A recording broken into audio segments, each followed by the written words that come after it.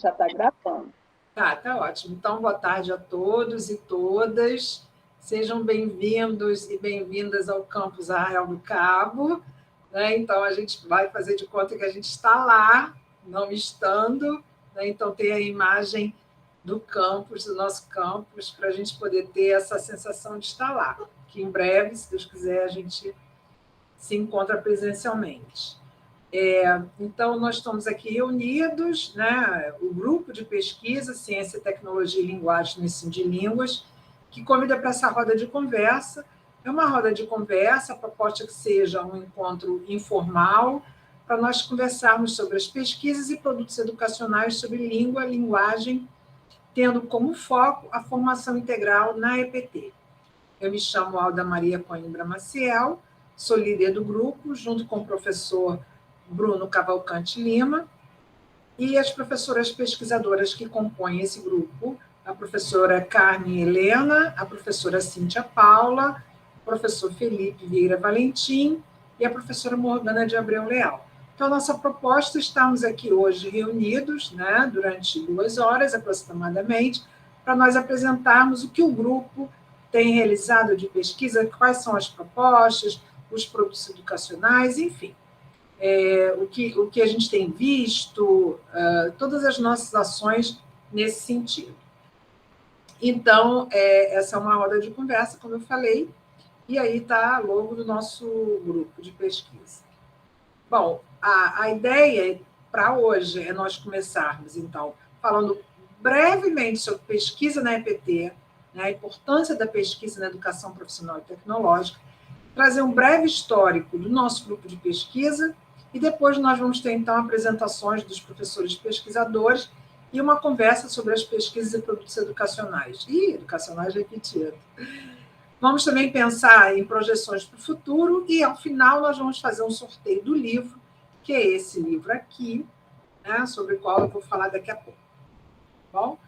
Então, sejam bem-vindos e bem-vindas aí à nossa roda de conversa. Eu começo, então, a gente precisa começar com Freire, né? Quando ele diz que não há ensino sem pesquisa e pesquisa sem ensino. Esses que fazeres se encontram um no corpo do outro. Enquanto ensino, continuo buscando, reprocurando. Ensino porque busco, porque indaguei, porque indago e me indago. Pesquiso para constatar, constatando, intervenho. Intervindo, educo e me educo. Pesquiso para conhecer o que ainda não conheço e comunicar ou anunciar a novidade. Então, essa é a nossa proposta, desse lugar que nós estamos falando aqui, né, com esse foco, com esse olhar freiriano nos nossos trabalhos. Bom, a pesquisa na EPT, né, na perspectiva da educação politécnica, a EPT é fundamentada por princípios interrelacionados. Então, estarão todos os princípios sempre interrelacionados, eles não estarão estanques. Né? Os 2 princípios fundamentais são o trabalho como princípio educativo e a pesquisa como princípio pedagógico. Então, é isso que nos interessa aqui, né? Localizar a pesquisa na EPT. Então, a pesquisa é vista como um princípio pedagógico. Esses fundamentos da educação profissional são princípios norteadores da nossa prática educativa. Possibilita o desenvolvimento de habilidades cognitivas e linguísticas com vistas à superação em contextos educativos formais e não formais da dicotomia entre atividade intelectual e atividade produtiva. Então, também é desse local que a gente está falando. Tá? Bom, o nosso grupo, né, o grupo de pesquisa, CETELEL, ele foi criado em 2015 e ele é certificado pela instituição. O que isso significa? Quando um grupo de pesquisa é criado, ele precisa, né, ser submetido à PROPI, que vai analisar e avaliar esse grupo de pesquisa e vai certificar. E o nosso grupo, desde então, desde 2015, né, já está ficando aí uma criancinha quase levada, ele tem sempre sido certificado pela instituição, e aí tem o link do espelho, depois eu posso colocar no bate-papo também, para que vocês possam ter acesso, né? E poder aprofundar e ler com mais calma o que eu vou apresentar aqui agora. Que são as linhas de pesquisa, né? Todo grupo de pesquisa, ele tem linhas. né, onde os professores, pesquisadores, vão se encaixar nas linhas e vão promover pesquisas e produtos educacionais nestas linhas. Então, nós temos a linha de pesquisa 1, teorias do texto, da leitura e da linguagem, linha de pesquisa 2, a interface morfologia, fonologia no ensino de língua portuguesa, e a linha de pesquisa 3, múltiplas literacias, literacia crítica e práticas educativas inovadoras no ensino-aprendizagem de línguas e linguagens. Então, daqui a pouquinho, cada professor vai apresentar o que tem feito e vai falar em que linha de pesquisa ele ou ela se encontra. Tá? E as nossas ações, as ações do CETELEL, nós também vamos apresentar agora. Sempre lembrando que as ações do nosso grupo de pesquisa, ele é um grupo de pesquisa, mas nossas ações são voltadas para o ensino, para a extensão e para a pesquisa, né? Porque elas são indissociáveis. Ok? Então, depois nós também, nessa nossa fala, nessa nossa apresentação, vamos colocar as nossas projeções para o futuro, que normalmente a gente faz evento, ministra disciplinas, participamos de bancas, fazemos pareceres de projetos e artigos, organizamos publicações e realizamos orientações. Tá? E, ao final, né, de hoje, nós vamos fazer o sorteio de 2 exemplares desse livro aí, Cadernos de Pesquisa de Práticas Educativas em Educação Profissional e Tecnológica. Tá? Então, esse livro ele foi um produto educacional de construção coletiva, que foi resultante da minha parceria com um grupo de participantes da disciplina de Práticas Educativas em Educação Profissional e Tecnológica, que foi ofertada no ano retrasado. A que foi ofertada no ano passado, nós estamos com essa publicação quase pronta, e ele vai ser um e-book dessa vez, não vamos ter o livro físico. Tá? Então, o objetivo desse primeiro volume era apresentar relatos de experiências sobre práticas educativas cujos aportes teóricos se concentram no âmbito da educação profissional e tecnológica. Então, não percam, né? Fiquem aí conosco até o final para a gente poder fazer o sorteio e vocês poderem participar. Obrigada aí pela atenção. E agora eu passo a palavra para os colegas para a gente começar o nosso bate-papo sobre os nossos trabalhos do CETELEL.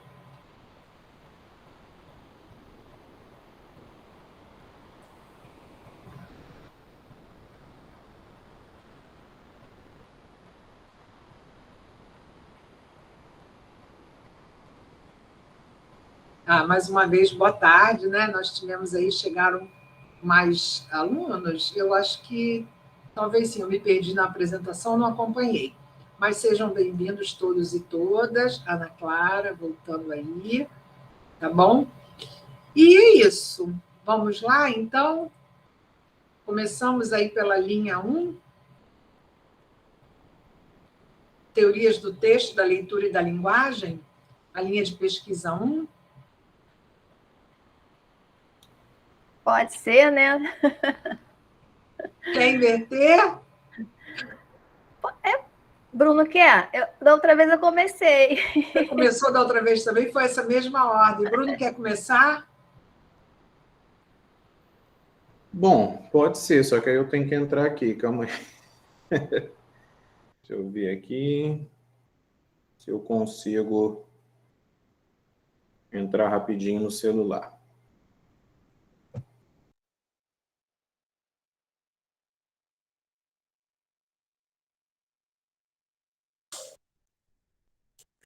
Me ouvem, me veem? Maravilha. Sim. Deixa eu só passar para cá, porque eu não consegui do computador, como eu falei, abrir a... Né, mas vamos lá, deixa eu só dar uma chegadinha para eu poder ler aqui o que eu fiz. Beleza. Bom, gente, boa tarde mais uma vez, né, a todas e todos. É uma alegria falar aqui com vocês, né? Nós optamos, em reunião nossa, a não fazermos nenhum tipo de apresentação formal, né, mas trabalhar mesmo nesse estilo roda de conversa, né? Não vamos dizer que vai ser informal totalmente, mas para dar um ar informal, até porque é um evento acadêmico, então a gente não pode ser totalmente informal, e a gente vai falar de pesquisa, de ensino, de extensão, enfim, vamos circular ali, né, entre o formal e o informal um pouquinho nessa roda de conversa. Bom, me chamo Bruno, como já fui apresentado aí pela professora Alda, né? Com ela lidero este grupo de pesquisa, que foi fundado em 2015, né? Então ele foi criado em 2015 ali, cadastrado, né, pelo CNPq, e desde lá, portanto, há 6 anos aí a gente vem trabalhando muito. Eu atuo na linha de pesquisa 2, eu acho, do jeito que a Alda apresentou, acho que é a 2, que trata da interface morfologia e fonologia no ensino de língua portuguesa. Ou seja, nós estudamos esses 2 componentes, né, a morfologia, componentes gramaticais, né, níveis gramaticais, a morfologia e a fonologia em interface. Vou dizer a vocês que nesses 6 anos, às vezes, eu fugi da interface, né? Trabalhei só com a fonologia ou só com a morfologia, né? Mas os níveis estão ali, né? Enfim, dialogando de certa forma, ok? Então eu vou mostrar um pouquinho, né, o que eu fiz aí nesses 6 anos. Primeiro, essa minha relação com a morfologia e fonologia, ela vem da graduação, né? Eu entrei na Faculdade de Letras da UFRJ em 2002, e já em 2003 eu estava ali numa pesquisa, né, de iniciação científica com Bolsa FAPERJ, com o professor doutor Carlos Alexandre Gonçalves. Então ali a gente começou, né, essa aventura, né, e já na interface, né, já trabalhando com morfologia e fonologia.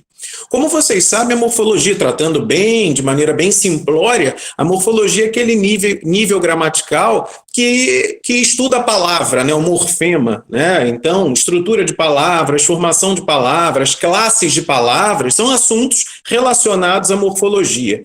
E a fonologia estuda o fonema, estuda o som. Então, a unidade silábica, enfim, naqueles conceitos bem basicões do ensino fundamental e médio seriam lá também ditongo, hiato, né? Essas são questões fonológicas de forma bem primária, obviamente, certo? Enfim, o que significa estudar esses 2 níveis em interface? Primeiro, com isso, a gente quer mostrar, tratando de ensino, né, já que o nosso grupo trata de ciência, tecnologia e linguagens no ensino de línguas, eu sempre defendi, desde que comecei a estudar essa interface, que é muito mais interessante, muito mais viável, muito mais produtivo estudarmos esses níveis gramaticais em interface, e não de forma estanque, né? Então, ali aquela aula bem tradicional, né? Infeliz, in é prefixo, feliz é radical e parará, né? Esquecendo a morfologia em uso, esquecendo a língua em uso, então aquelas palavras soltas, enfim. Então, a gente olha para isso de maneira integrada, né? Então, lá no mestrado, eu estudei um fenômeno chamado hipocorização, que é um processo não concatenativo de formação de palavras. O que é um processo não concatenativo? É um processo que não trabalha com a junção de formativos. Ainda há pouco eu disse para vocês, dei o exemplo super básico de infeliz, né? Esse é um processo concatenativo, porque nós concatenamos um prefixo ou um radical, né? Esse processo formativo, linear, certo? O que é um processo não concatenativo? É o que não trabalha com isso, né? É o que trabalha, por exemplo, com supressão, com encurtamento. Então, no caso da hipocorização, é quando você tem a redução, por exemplo, de antropônimos, né? Isso, claro, dado o caráter afetivo aí. Então, Natália vira Nath, por exemplo, Larissa vira Lari, André vira Dedé, né? São casos de hipocorístico. Então, eu mostro lá no mestrado que essas formações hipocorísticas, elas são motivadas por razões fonológicas. Então, percebam, é um processo morfológico, porque formamos palavras por meio desse processo, mas a motivação para essa formação é totalmente fonológica, né? Então, inconscientemente, aí entra até aquela questão da gramática gerativa, né? Nós temos essas regras internalizadas, a gramática universal, e o falante vai produzindo as formações hipocorísticas, por exemplo, sem se dar conta de que a fonologia já está internalizada nele. As regras já estão ali.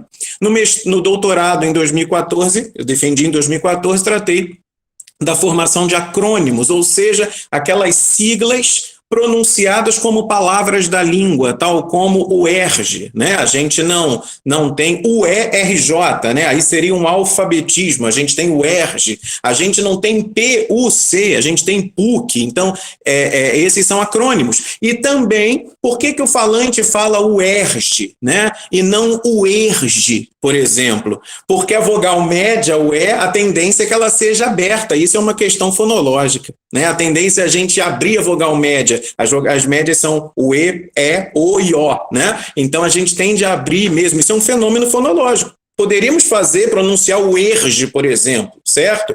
E por que a gente não pronuncia, pelo menos na variante carioca, o ERJ? O ERJ, né? A gente fala o ERJ, né? A gente cria ali uma palavra paroxítona, né? O ERJ, e a gente acrescenta um I final, que é uma tendência também do português, né? Inserir a vogal I para justamente desfazer sílabas que não são bem formadas no português. Por exemplo, no português a gente não tem sílaba que termine em J, né? Então aí entra o I para justamente dar uma formação própria, né, do padrão fonotático, fonológico aí do português do Brasil, tá certo? Então, dito isso, né, vou fazer aqui um breve retrospecto, já que eu falei já do que são os processos concatenativos, enfim.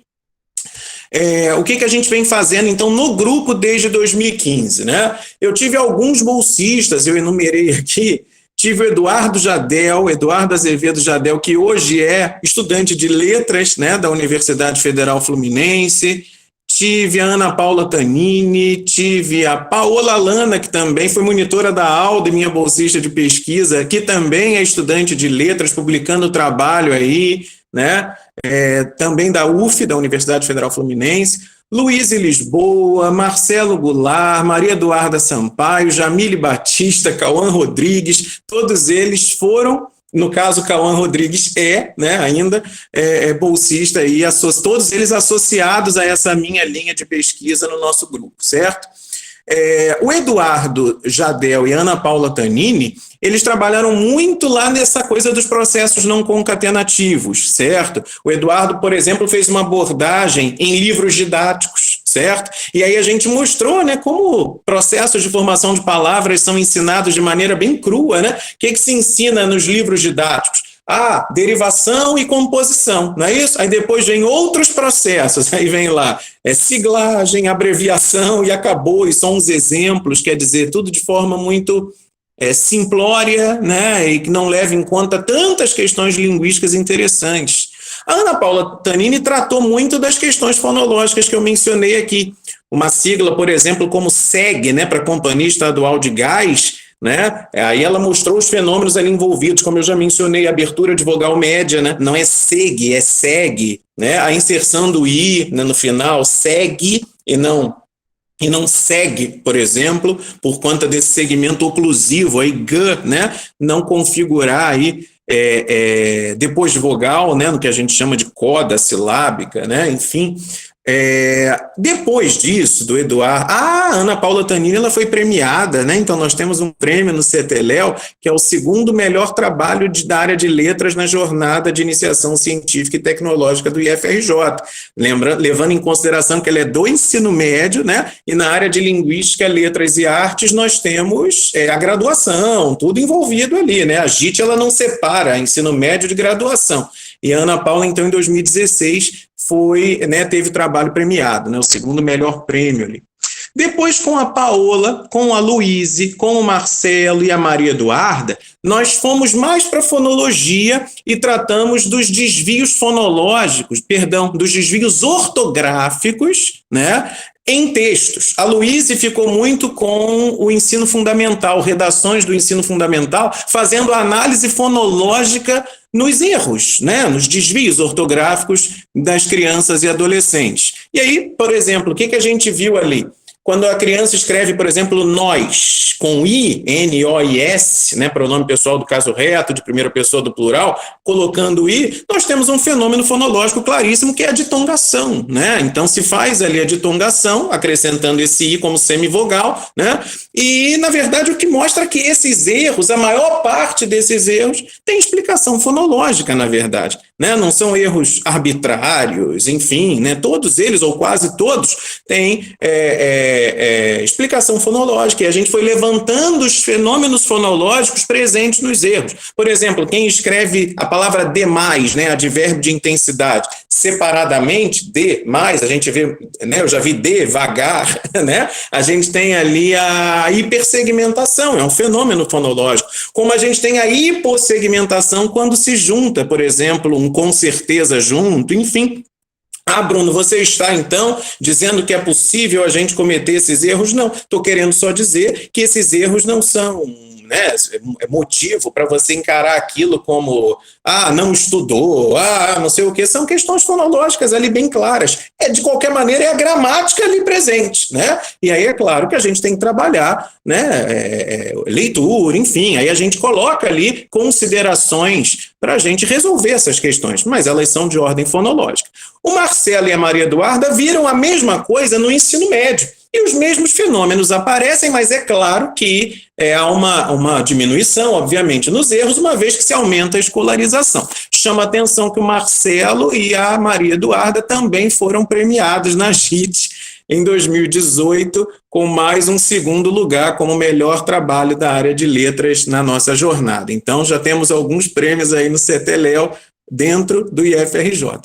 A Jamile depois tratou da mesma questão, só que nas redes sociais. Nós fizemos uma análise desses erros ortográficos nas redes sociais. Por exemplo, é muito comum a gente ver a queda do R de infinitivo, né? Vamos fazer, né? Sem o R, as pessoas botam muito isso nas redes sociais, enfim. Isso tem uma explicação, é o erro variacionista, né? Quando a gente fala, a gente não pronuncia mesmo esse R, né? Muitas vezes a gente, vamos brincar, né? Então isso se reflete na escrita, é um erro então que a gente coloca, né, na tipologia dos erros motivados por variação, enfim.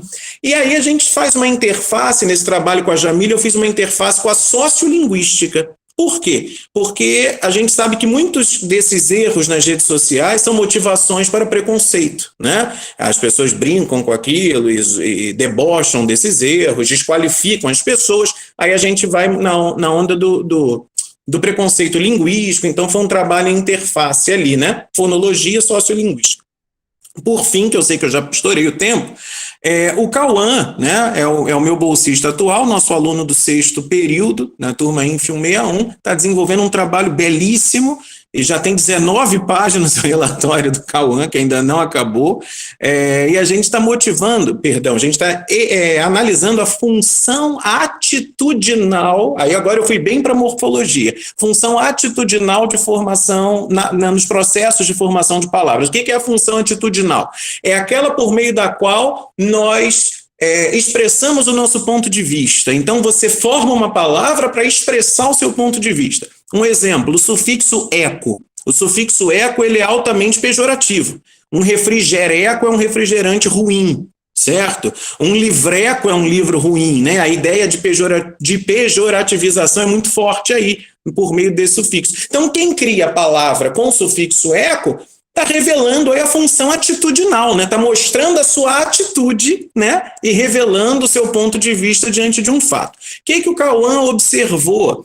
Ele observou nas redes sociais duas grandes áreas atendidas aí pela função atitudinal.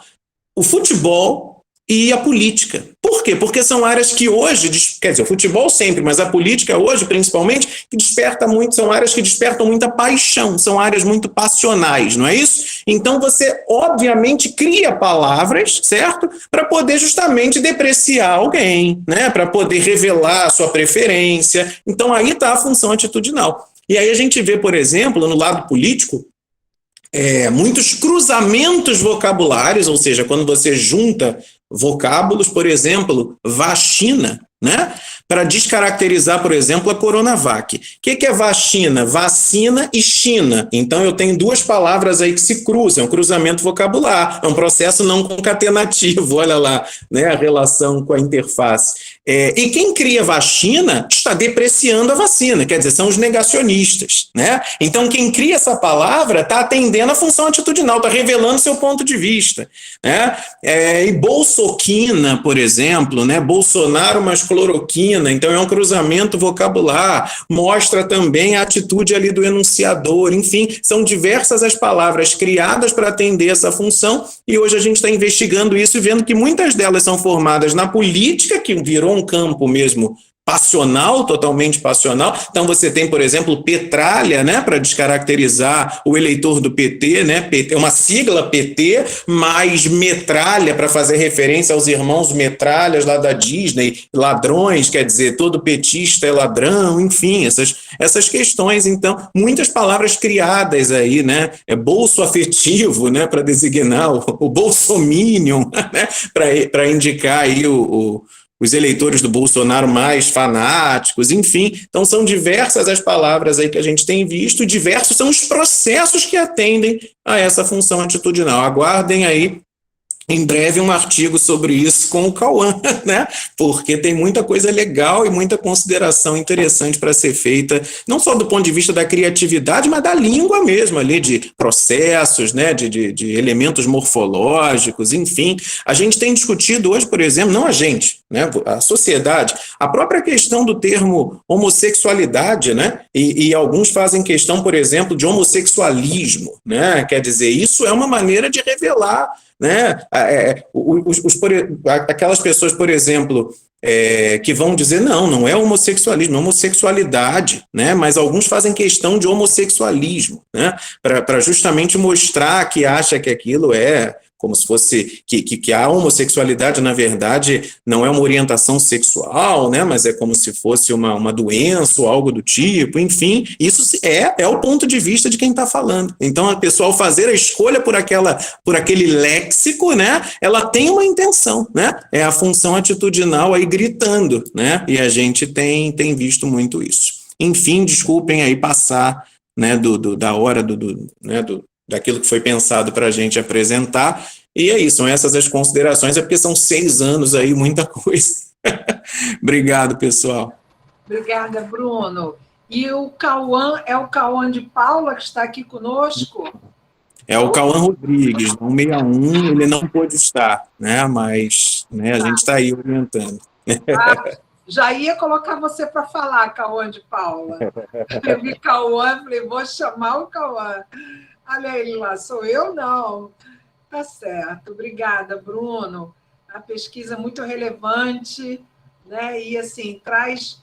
Eu sempre gosto de te ouvir, porque são coisas muito do nosso dia a dia, do uso da língua, né? E está muito no nosso cotidiano.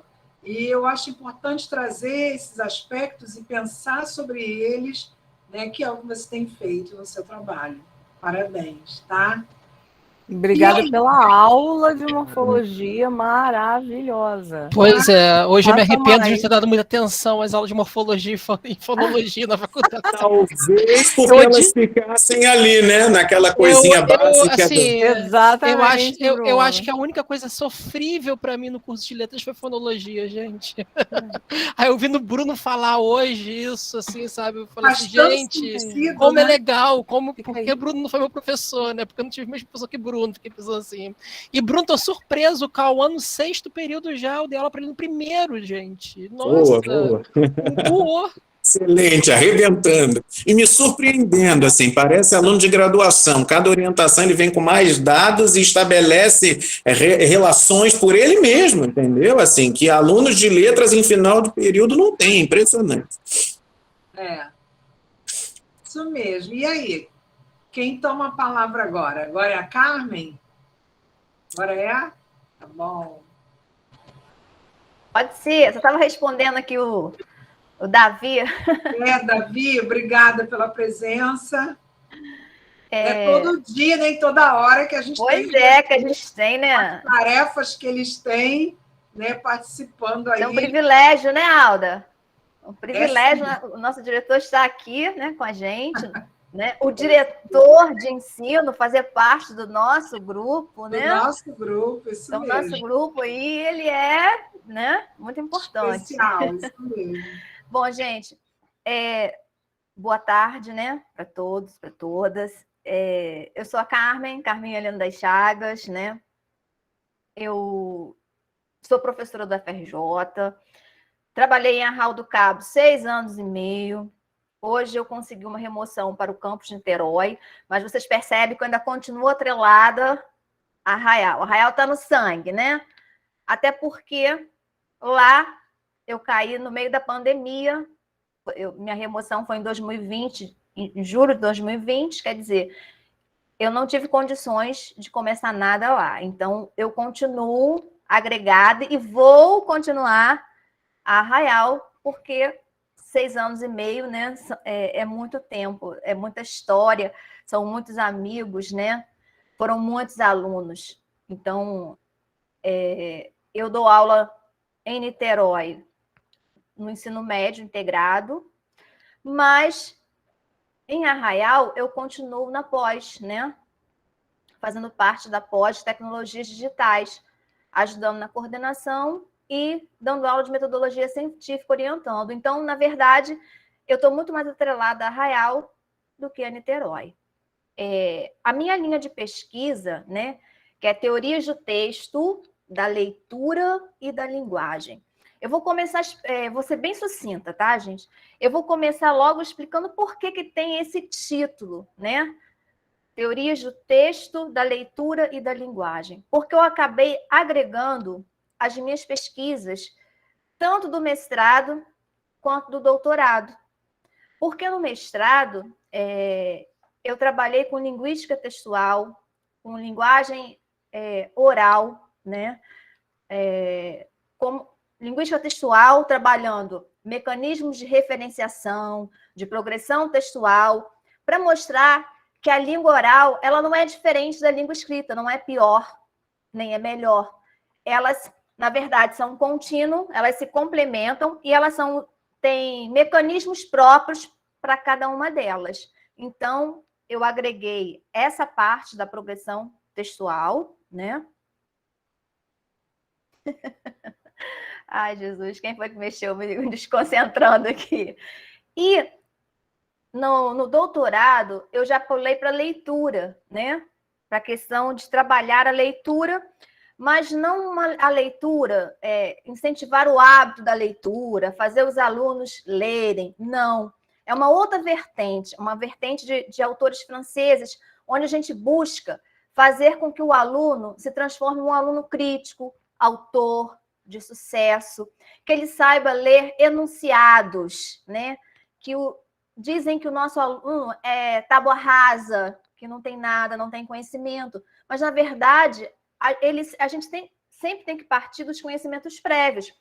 E esse trabalho do doutorado, onde eu trabalho com leitura, com interpretação, buscando sempre sair desse restritivamente comunicativo, né, do meramente linguístico, do que está por cima das entrelinhas e chegar no globalmente, né, linguístico, que é o que está por trás das palavras, ele pode ser utilizado em qualquer disciplina.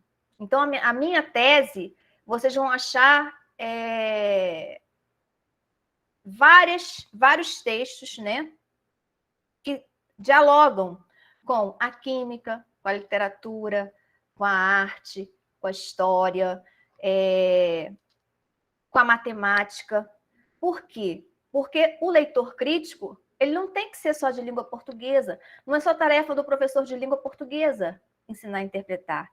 E isso, por que eu quis trabalhar isso? Porque, como professor de português, eu não aguentava mais nos conselhos de classe os professores das outras disciplinas baterem nas minhas costas e falarem assim, olha só, meu aluno errou a questão de matemática, ele não sabe interpretar. Meu aluno errou tal questão porque ele não sabe interpretar. E aquilo me incomodava muito. Eu falei, gente, cada um no seu quadrado. O professor de língua portuguesa, ele vai mostrar os caminhos do enunciado de língua portuguesa. O de matemática tem a função de mostrar os caminhos dos enunciados de matemática e por aí vai. Então, por isso que eu quis trabalhar isso. Então, eu juntei, tem esse nome por isso, né? Porque eu juntei tanto o meu trabalho do mestrado, que foi questão oral, né? A progressão do texto oral, trabalhando com referenciação, com linguística textual, com a minha tese do doutorado, que foi fazer com que esse aluno saia do papel de leitor e passe a ser autor. Né? Existe uma teoria da abordagem global que você diz quando você conjuga textos aparentemente diferentes, como verbal e não verbal, literário e não literário, você acaba agregando. E muitos dos nossos professores, nos livros didáticos, eles pulam as coisas mais importantes, que são as imagens. Eles deixam a semiótica, a semiologia de lado, né? Pulam e ficam só no texto. E quando você trabalha conjugando esses textos diferentes, você consegue trazer, de repente, conceitos que são abstratos, mostrar de forma concreta. Então, essa teoria é uma teoria nova aqui no Brasil, de franceses.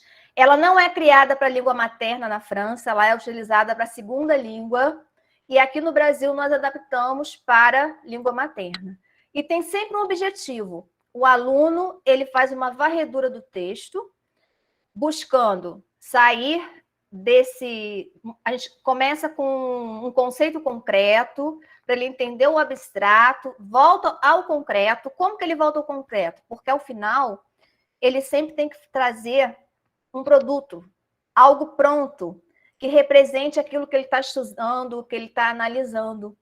E, quando ele mostra o concreto, que ele construiu, que ele pesquisou, que ele fez, ele está explicando para mim todos os conceitos que eram teóricos, que eram abstratos, porque esse produto se chama detonador anamnésico, como gancho retentivo da memória. Quando ele olha o que ele produziu, ele diz todos os conceitos que ele estudou das teorias, porque foi ele que fez, né? É uma coisa visível. Então, para explicar isso melhor, eu tive 3 bolsistas, eu não tive muitos bolsistas, porque eu me inscrevi 2 vezes só no PIBICT.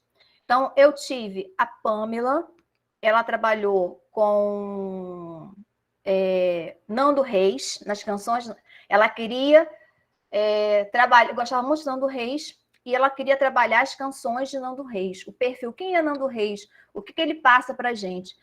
E nessa análise, gente, a gente trabalha com toda a gramática, com toda a semiótica, com toda a semiolinguística, com a produção textual, com a sociolinguística, todos esses ramos da linguística, eles são atrelados. Então, ela pegou 20 canções e começou a analisar o que os adjetivos queriam dizer, se os adjetivos se repetiam, se os substantivos se repetiam, como que os verbos, era a semântica dos verbos, né? Até descobrir qual o fundamento de Nando Reis. E chegamos à questão do sol, que o sol é muito importante. Praticamente todas as músicas do Nando Reis, né, falam de sol. E o eu neutro dele. E ela fez uma bolsa de praia. Ela utilizou os materiais de Arraial do Cabo, né, e construiu uma bolsa de praia, onde tinha um sol com a face do Nando Reis, e os raios eram formados por versos das músicas, e as palavras repetidas tinham cores que ela colocou, o azul do céu, o verde da esperança, tudo encontrados na música. Os meus outros 2 bolsistas foram a Alice, que escolheu canções também, só que do Renato Russo, que fez uma blusa muito linda, que fala sobre... a blusa faz referência ao tempo perdido, então também chegamos a conclusões sobre Renato Russo, por que as letras dele, mas sempre embasado na gramática, nos contextos, no contexto linguístico da língua, no contexto situacional, no contexto textual, uma receita de um bolo, de uma canção, né, no formato do texto, do relacional, por que a relação de autor-leitor, e que eu acho assim, que esse menino, os professores conhecem, né? Eu não sei mais dele, né? Viu fazendo convite, maravilhoso, que é o Gabriel, né? O Gabriel quis estudar os poemas de Drummond. e ele fez um quadro, onde nesse quadro ele estudou todas as cores, tudo que Drummond falava da guerra, da solidão, ele transformou nesse quadro. E ele pega o quadro, ele fala de uma propriedade, ele explica Drummond, os poemas que ele escolheu, são sempre 20 poemas, 20 canções, com uma propriedade que você fica assim, nossa, se deixar, ele leva um dia falando. Então, assim, foram os meus bolsistas. No momento, eu não tenho bolsista. Só para concluir, eu estou mais na área que a Alda citou, que a gente faz, avaliando projetos, né? Avaliando artigos, e aproveitei a pandemia para botar minha vida em dia em publicação. Então, eu tenho, assim, que eu acho que é uma relíquia para mim, a minha primeira pós-graduação, eu fiz uma monografia em 1992, e fala sobre a linguagem oral de Quissamã, que é meu município natal, né? Onde eu nasci. Eu peguei um gravadorzinho igual uma maluca e comecei a gravar as pessoas aqui em Quissamã. Gente, era datilografado, não tinha nada digitalizado, as tabelas eram feitas na máquina de escrever. Vocês têm noção do que é isso? Não existia nem a ABNT direito para a gente aqui, mas eu fiz e guardei. Aí achei esse material, falei, nossa, tá perdendo, porque a datilografia, ela vai sumindo, né? Tirei uma xerox, senão eu vou digitalizar. Eu fiz no computador, né? Eu digitei tudo igual e publiquei. Então, esse agora está na internet, está publicado, está no periódico, é o primeiro registro da linguagem oral de Quissamã. Ele é primeiro, ele é único. Então, eu fiz um na íntegra, igualzinho, e publiquei, e fiz um separado. Assim, eu botei mais, na época era só tabelas, eu acrescentei gráficos, melhorei, então tem 2 artigos publicados que, para mim, assim, para o meu município, é algo assim que ninguém mais fez, né? Vai ficar um registro para a minha comunidade e que me dá muito orgulho ter sido a primeira de ter me interessado, porque eu sempre gosto de estar trazendo algo da onde eu nasci, da onde eu fui criada. Meu mestrado também foi feito com esse corpus oral dos meus alunos do CIEP aqui de Quissamã. Então, eu estou sempre revertendo nesse ponto. Eu publiquei esses 2. Falei, minha tese agora vai ter que dar filhinhos, né? Porque até então não tinha tido tempo. Eu publiquei 3 artigos, né? Dessas conjugações, para mostrar aos professores como que você pode conjugar texto literário, não literário, verbal e não verbal. Então, como a tese ela estava bem abrangente, deu para eu fazer 3 artigos. E, sem contar com as publicações da pós, que acabam misturando um pouco com um grupo de pesquisa de línguas, porque eu tenho orientandas lá que trabalham com WhatsApp na alfabetização, com contar histórias, utilizando uma plataforma digital para pré-escola. Então, imagina, eu fui desafiada, né, a ter que trabalhar com essa questão da linguagem para alunos, né, do fundamental, mas para crianças de pré-escola e de alfa, que eu nunca dei aula. Eu sempre trabalhei com fundamental na época da 5ª série, né, do 6º ano. Então, para mim, isso tem sido assim muito bacana, porque era o que faltava para complementar o meu histórico, né, o meu histórico profissional, porque sempre foi do fundamental, do médio, na graduação, na pós. Então, é isso, gente. Muito obrigada. Depois, se quiserem fazerem perguntas, tentei ser o máximo de sucinta possível. Até, assim, não adianta eu ficar falando muito de teoria aqui, porque teria que estar mostrando como que é, né? Então, eu só mesmo relatei o que a gente está fazendo, que era a proposta essa. Muito obrigada a todos e todas. Obrigada, Carmen. Também uma pesquisa muito pertinente, né, que a gente vem acompanhando, e é sempre muito bom te ouvir e ver a produção, né, os produtos educacionais que eles frutos dessa pesquisa que você realiza, que são produtos educacionais assim, diferentes, e agora me fez refletir, porque eu estava lendo aqui um artigo sobre produtos educacionais do professor Rony, produtos educacionais na área de ensino da CAPES, o que há além da forma, né? Que é um questionamento muito interessante que ele traz, vale muito a pena ler, porque o que nós produzimos, eles são produtos educacionais, mas, na verdade, nós não estamos preocupados, né? Nós não partimos da preocupação com a forma. Eu posso até colocar aqui depois, está disponível esse artigo, acho que vale a pena a leitura. Né? Você tem que partir do conteúdo, do seu público-alvo. Então, assim, os produtos gerados com a sua pesquisa mostram muito isso, porque não estão nos padrões nem naquela lista de produtos educacionais, mas eles são produtos educacionais.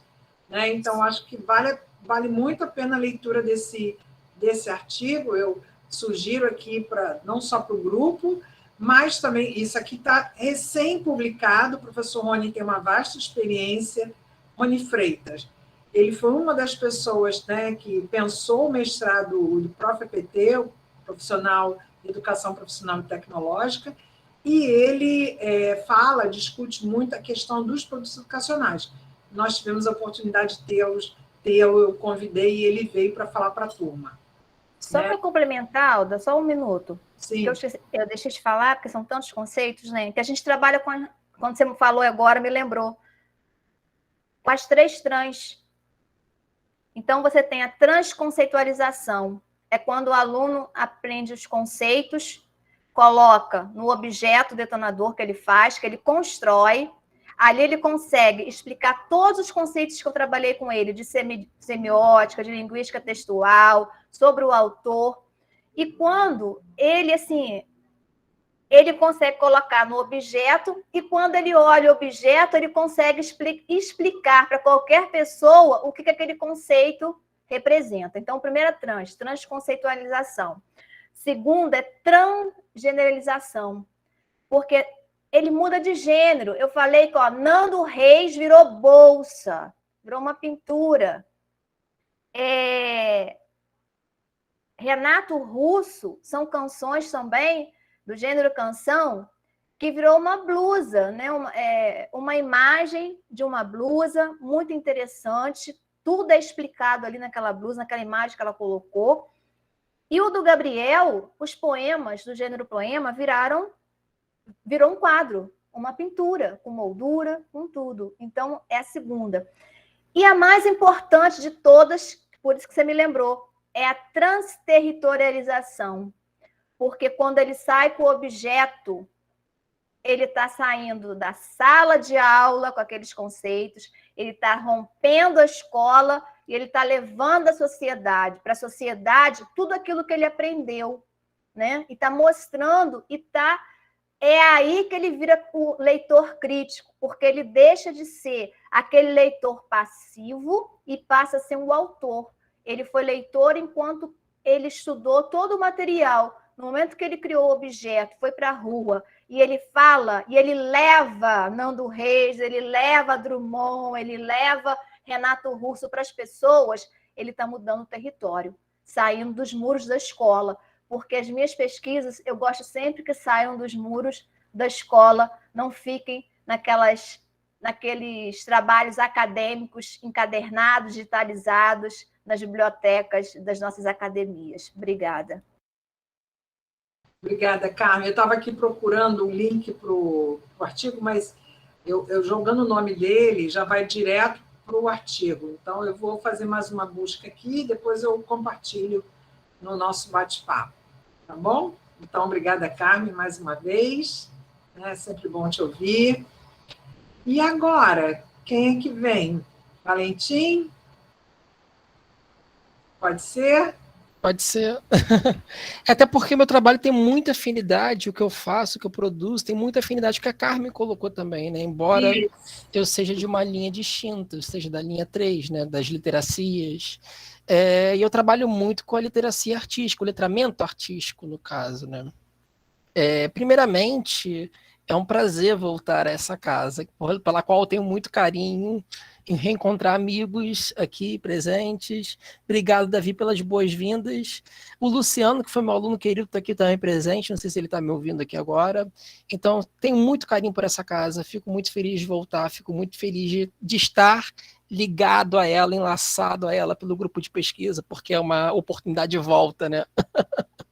Então, eu espero realmente que o ano que vem o nosso encontro seja presencial, porque eu não aguento mais isso aqui, gente.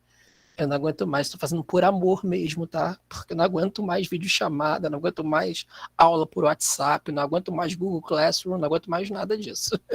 Então, eu espero realmente estar presente com vocês, porque eu acho que a presença produz, né, significações, né?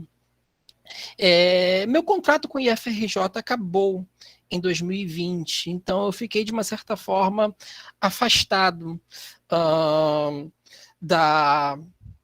dessa educação profissional, né? Eu estou trabalhando mais com os eixos de formação do nível básico em município também, como contratado no município de Saquarema, professor de produção textual, e como professor concursado de artes no município de Teresópolis. Também posso no concurso esse ano, e já voltei à atuação presencial. Peguei os dois nos dois municípios, tanto o online quanto o presencial. E esse híbrido, né, me desgastou mais do que eu tivesse mais de 20 turmas ao mesmo tempo no presencial, sabe? Porque a dupla atenção, ela realmente é muito desgastante e cansativa.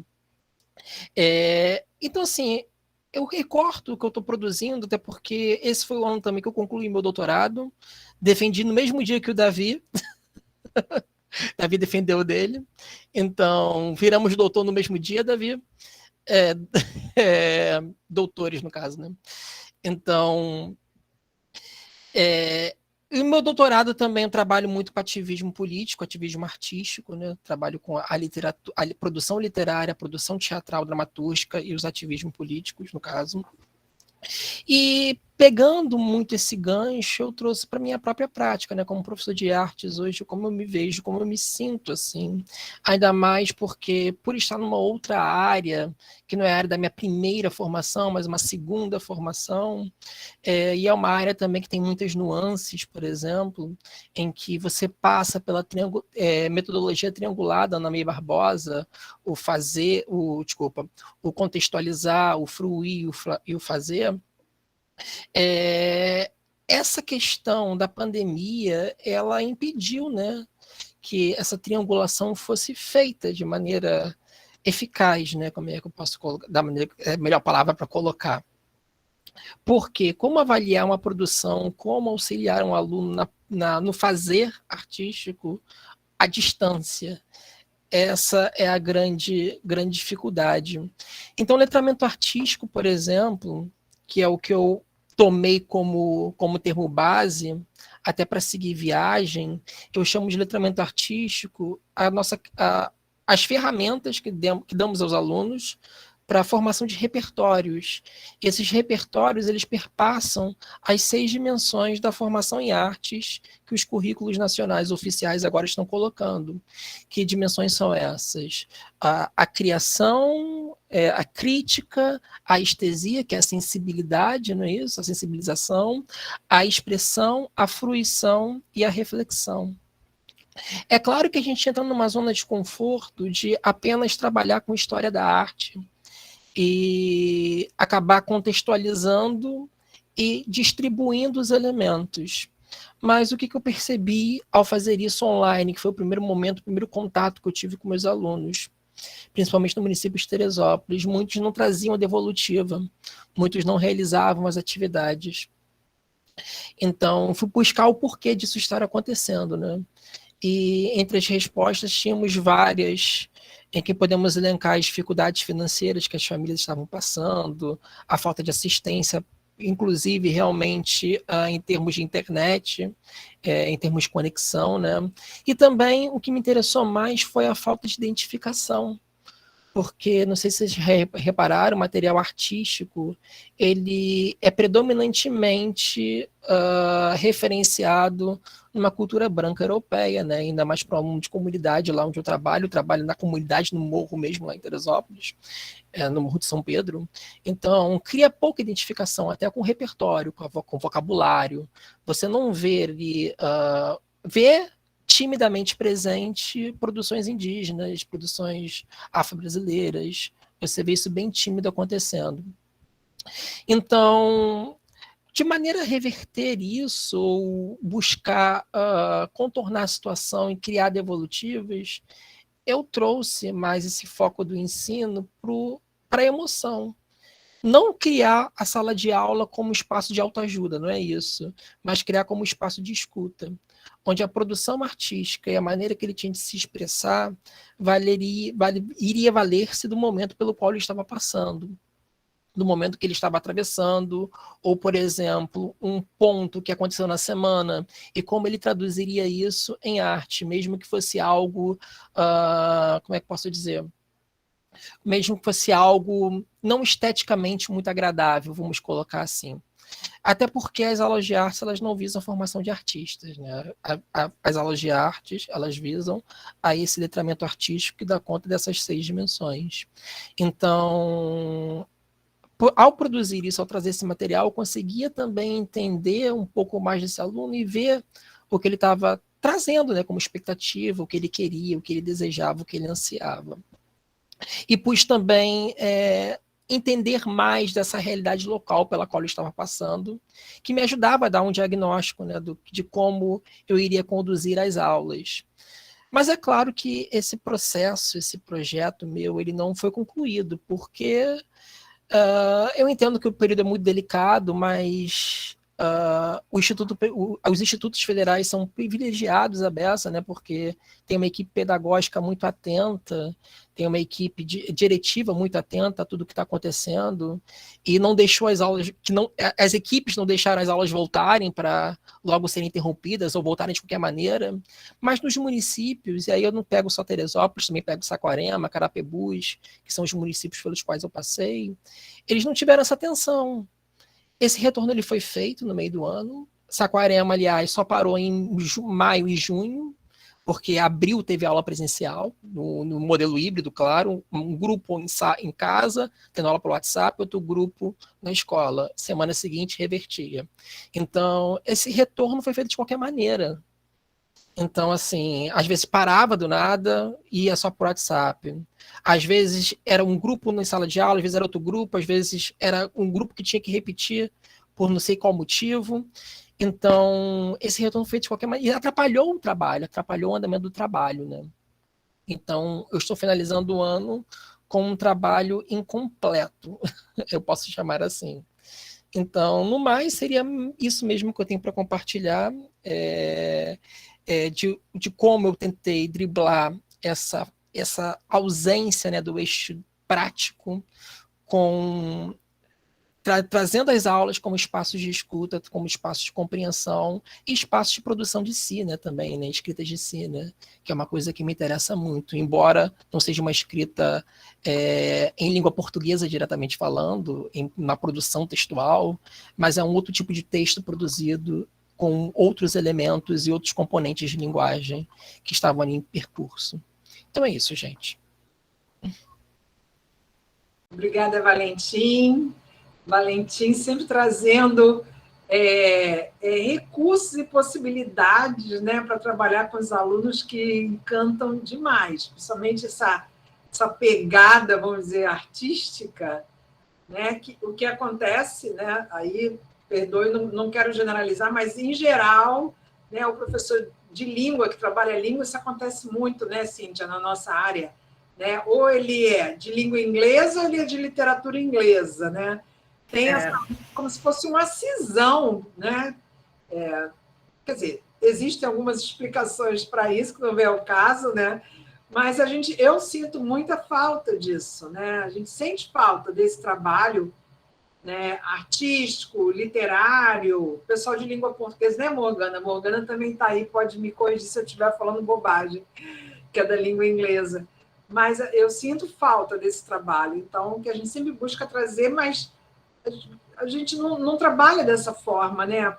Eu, pelo menos, não. A questão teatral, com os alunos, enfim, que você traz e que traz aí uma grande contribuição para o nosso grupo. Muito obrigada.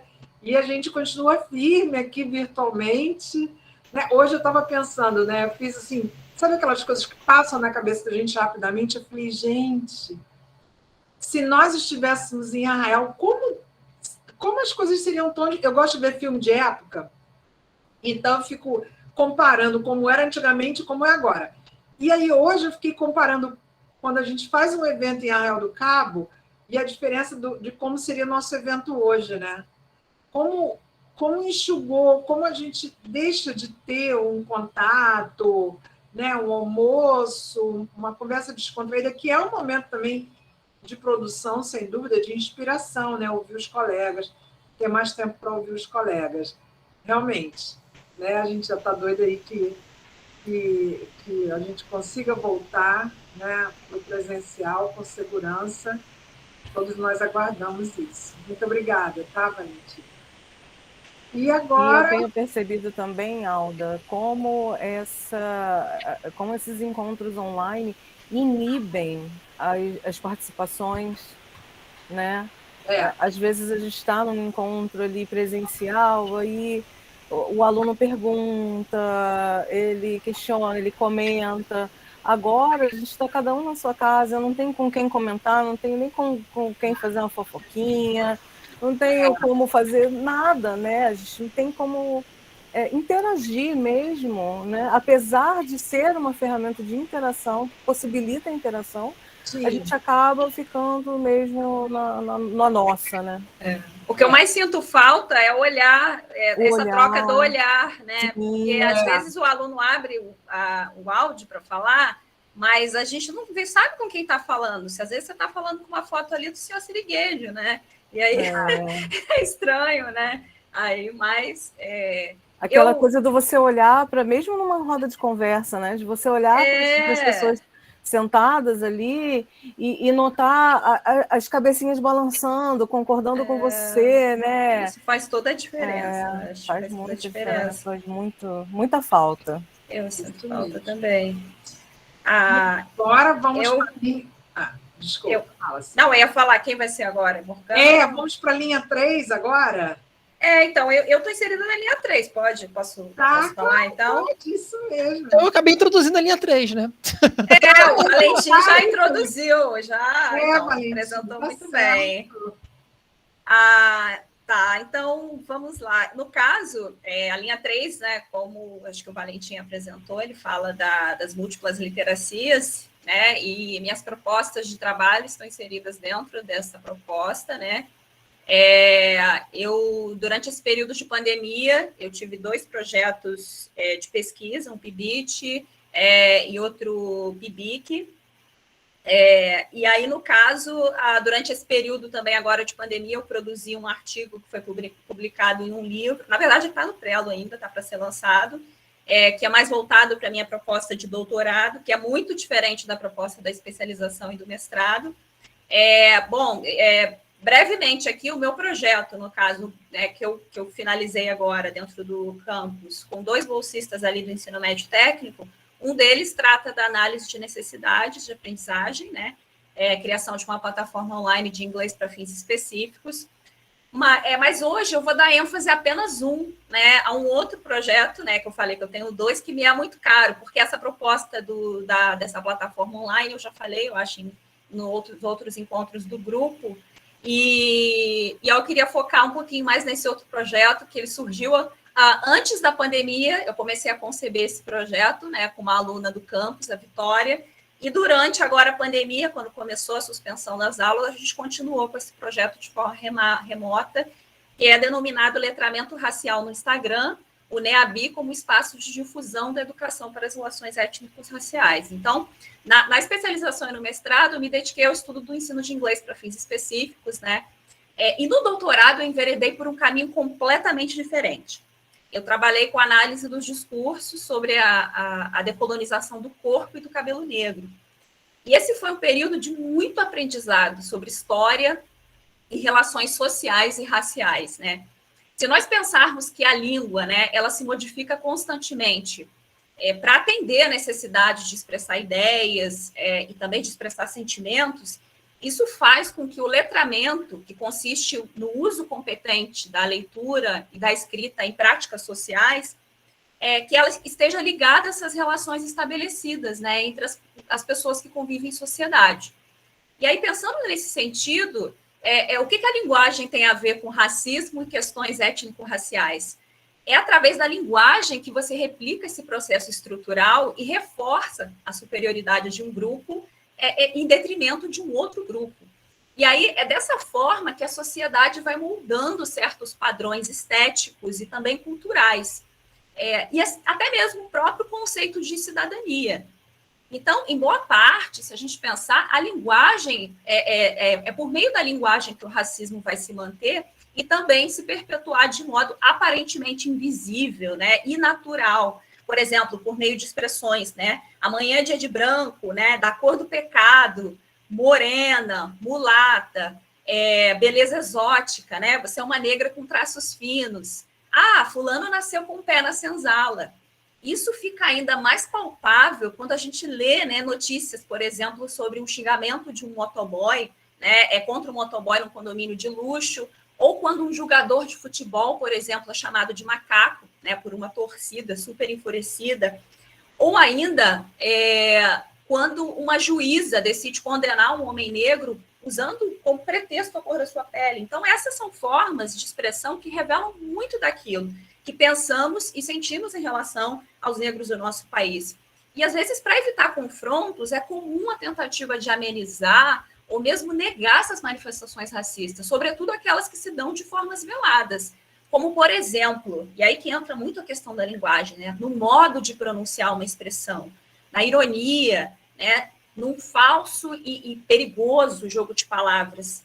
Então, nesse sentido, a linguagem ela vai atuar, né, ela vai agir como uma mantenedora desses aspectos culturais que estão relacionados a um regime escravocrata, e com isso vai expor esses preconceitos embutidos, né? Então, a partir dessas reflexões, o projeto, né, que eu falei agora sobre letramento racial no Instagram, ele teve o objetivo de promover esse acesso à informação e possibilitar a construção de uma consciência racial, né, histórica e cultural, né, por meio da rede social Instagram, como meio de comunicação, né, com a comunidade do IFRJ e além.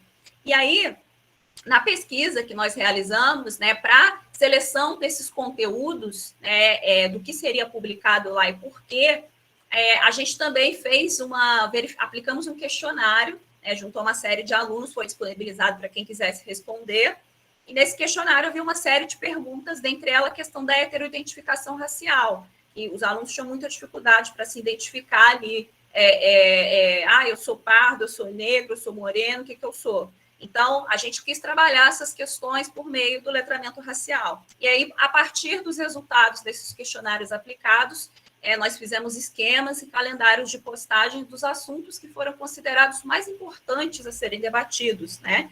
Como, por exemplo, o colorismo, que são os diferentes tons, a tonalidade de cor de pele negra, apropriação cultural, diferentes tipos de racismo existentes na sociedade. E a gente fez tudo isso virtualmente, as rodas de conversa e as publicações por meio da página ali do Instagram nesse período de pandemia. Então, esse trabalho, né, ele foi um resultado de um conjunto de esforços para a implantação do NEABI, que é um núcleo de estudos afro-brasileiros e indígenas, do qual eu fui coordenadora durante 2 anos, lá no nosso campus em Arraial.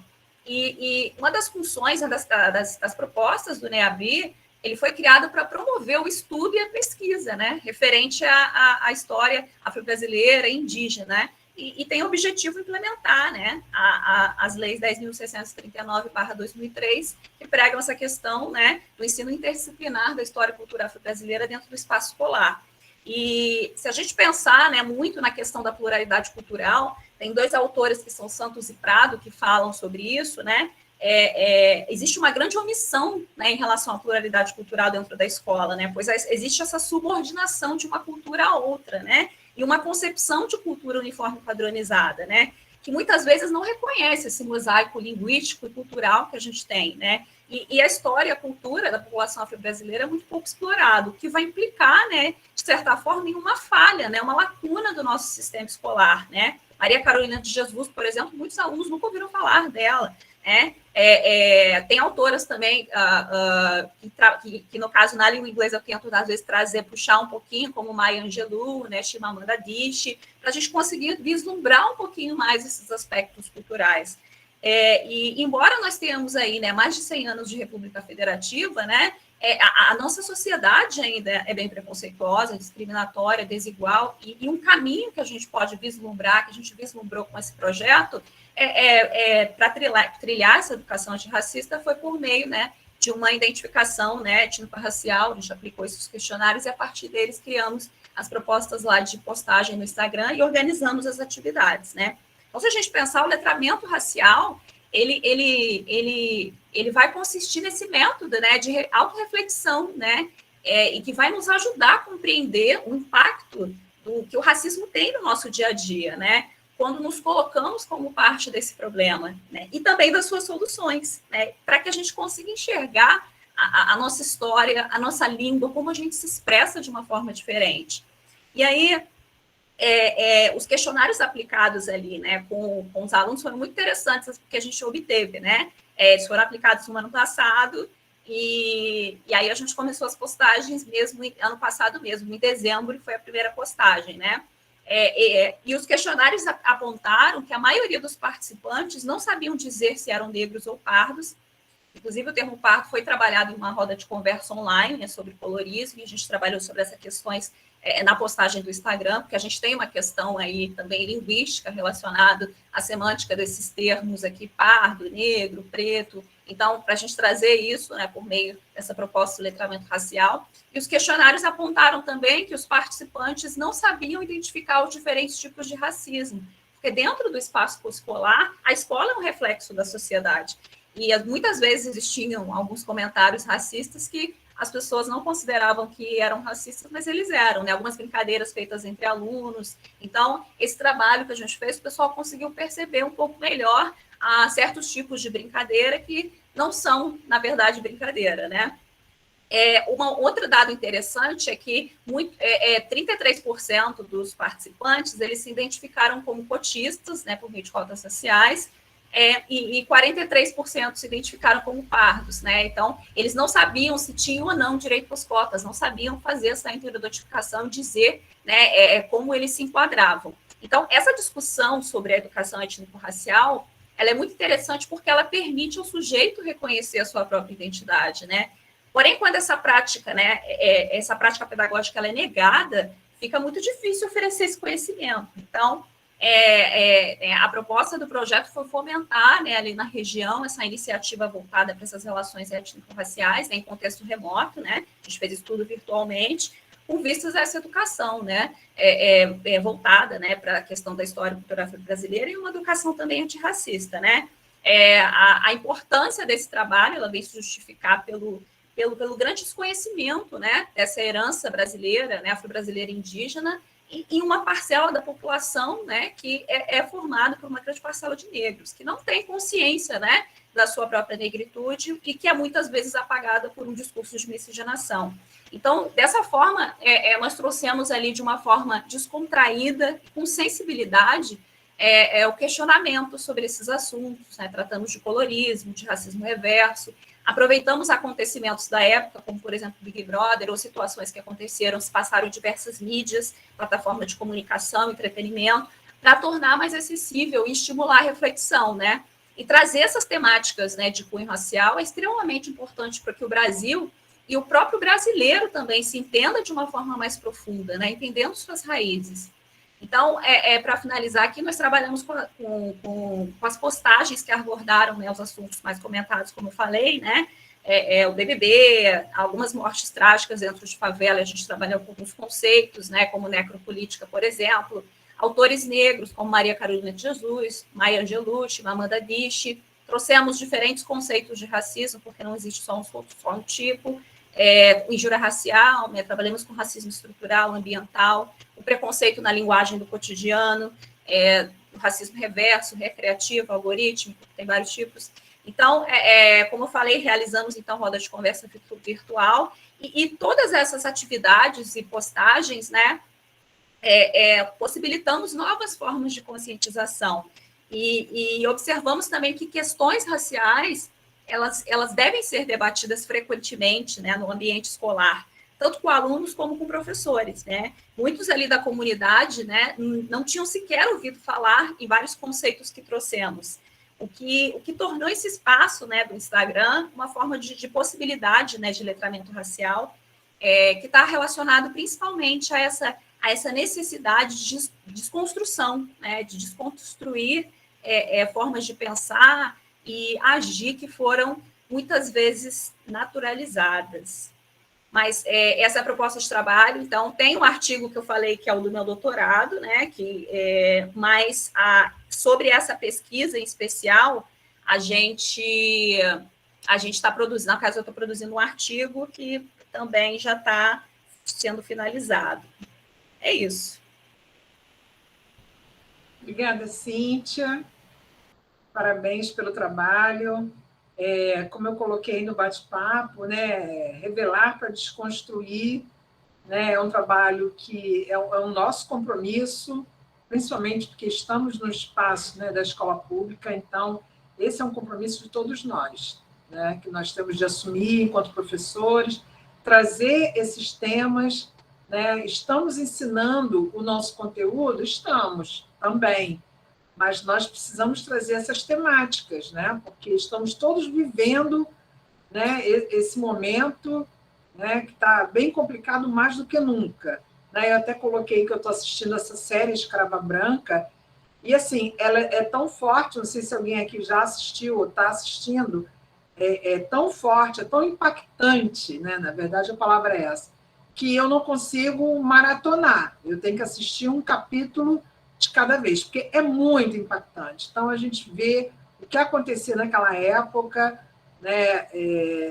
Enfim, os tratamentos, aí você vê comportamento, os corpos, tratamento dos corpos, e tudo isso, o que temos hoje em dia. De novo, aquela minha coisa de ficar pensando como era no passado e o que temos no presente.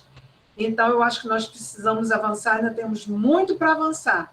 Né? E eu acho que a escola é esse local para a gente trazer essas discussões para a gente poder avançar. Né? Porque fora dela, fora dessa escola, eu não estou conseguindo ver, né? Claro, tem outros espaços artísticos, né? Mas puxando brasa para o nosso lado da escola, né? Mas a escola é esse local para a gente trazer essas discussões e propor essas desconstruções, né? Porque isso aí tá, como você realmente falou, tá no discurso, né? E daqui a pouco eu falo também que tá nas imagens, né? Como as pessoas são, né? E quem está ali representado. Aí a gente passa para a questão das identidades, construção de identidade e representações sociais, né? Como estamos sendo representados. E é fantástico. Agora tem várias pesquisas agora sendo feitas sobre o cruzamento do letramento midiático com o racismo algorítmico, porque a gente consegue relacionar agora, principalmente agora com as mídias digitais, e é interessante, eu acho, falar disso, né, trazer para os alunos, porque muita gente às vezes não se liga nisso. Por exemplo, eu falei, faz um teste, digita mulher bonita no Google aí. E aí o pessoal viu as fotos das mulheres que apareceram, né? Então, isso você está trabalhando com letramento por meio de imagem também do discurso que aparece. Isso vai ajudar, inclusive, na questão que a Carmen falou ali também, da interpretação de texto, porque isso é algo do cotidiano, né? Então, está tudo relacionado. Isso passa pela linguagem, o texto verbal, não verbal, né? E quem está ali e como está representado, está numa posição ativa ou passiva, enfim, está no plano da frente, está no plano de trás, né? E há poucos dias eu estava vendo um artista fazendo análise do quadro da primeira missa no Brasil. Nossa, como tem coisa ali, né? Se você fizer análise daquele quadro da primeira missa, é impressionante. Que também questionam se aquele quadro realmente aconteceu daquela forma ou não, né? Ou fizeram aquele quadro que também tinha isso. Aí a gente vai mexer lá com o pessoal das artes tinha essa coisa de contratar os pintores para fazer, né, vamos dizer assim, uma fotografia do que aconteceu. Né? E você vê como as pessoas estão ali representadas, onde estão os índios, onde está o branco, e o que está fazendo, e etc. E tal. Então, é sobre isso que a gente precisa falar, né, e trazer para as discussões em sala de aula. Parabéns aí pela sua pesquisa. E agora, Morgana, quer falar? Vamos lá. Você sou eu. Bom, Morgana, então deixa eu fazer aqui uma breve apresentação, a nossa mais recente aquisição para o grupo, né, que está se juntando a nós, mas que tem um trabalho aí bem bacana, né, no Campus Pinheiral, né, e agora se junta aqui, está com o pé em Arraial também, que até rima, Pinheiral, Arraial. Né? Mas você sabe que lá no SIGA está escrito Polo Arraial do Cabo, no meu perfil. Eu não sei porquê, ninguém sabe dizer porquê. Até hoje. Eu já perguntei, ninguém sabe dizer. A sua locação? Eu acho que eu acho que eu já tinha um pé aí, amiga. Não sei. Acho que foi destino. Olha aí, tá vendo? Tem coisa, aí tem coisa. Mas apesar do grupo de pesquisa não ter um local, né, não precisa necessariamente, mas o nosso grupo de pesquisa ele nasceu em Arraial, éramos todos originalmente de Arraial, né? Então foi o berço. Sim, Davi, eu acho que foi por isso. Eu acho que é por isso, inclusive. Porque eu fui do NEAD, eu dei aula no NEAD há alguns anos, fui tutora, fui professora formadora lá, e inclusive eu conheci Arraial do Cabo numa aula presencial do NEAD. Olha aí. Então, pode ter sido por isso, sim. E vocês sabem o que eu já fiz? Eu já saí de Arraial do Cabo para Pinheiral e voltei no mesmo dia para trabalhar com a equipe de EAD. Então, foram assim, 4 horas de viagem para lá, 4 horas trabalhando e 4 horas de viagem para cá. Foi, assim, incrível, né? A gente faz coisas, né? Isso mesmo, né? Davi lembrou bem. Eu fui professora dos serviços públicos, fui professora de lazer também, técnico em lazer. Pronto. Então, tá aí, olha. Então, estamos todos aqui, né? E vamos lá. Morgana. Boa tarde a todos. Quero fazer um shout-out aqui para minha bolsista, Yasmin, que está aí assistindo a gente também. Muito dedicada. Nós começamos agora o projeto, né? A gente ainda não tem muitos resultados para apresentar. Aliás, nós não temos resultados nenhum para apresentar, mas em breve teremos. Isso aí, bem-vinda, Yasmin. Yasmin está se inserindo no grupo, vai ser inserida no grupo também, né? No grupo de pesquisa por ser minha bolsista. Ela é aluna do ensino médio no técnico em informática, está no 2º ano. A gente que agradece a sua presença, Yasmin. E, bom, eu sou Morgana, sei que vocês já sabem. Meu trabalho, eu acho que é um pouco diferente, né? Eu entrei agora para o grupo de pesquisa, mas já faço pesquisa há alguns anos. Eu tive um outro aluno bolsista também dos Jovens Talentos em 2017 e 2018. Também pesquisando o mesmo assunto, que eram as metáforas conceptuais do medo, em obras de literatura do medo. Eu fiz, na verdade, o meu mestrado é sobre... É uma sugestão da utilização do sistema de macroestratégias como suporte do Kumaravá de Velo, como suporte ao ensino de inglês. Foi uma pesquisa de campo, entrevistei alunos, e aí eu faço essa sugestão, né, na dissertação, mas eu mudei de área radicalmente e fui estudar linguística cognitiva. É mesmo, Carmen? Ai, precisamos conversar sobre isso. O que eu estou falando, gente? Desculpa. assim, mudei radicalmente de área e fui estudar linguística cognitiva, né? Estudar a metáfora conceptual. Não sei se o pessoal aí tem familiaridade com o conceito, né?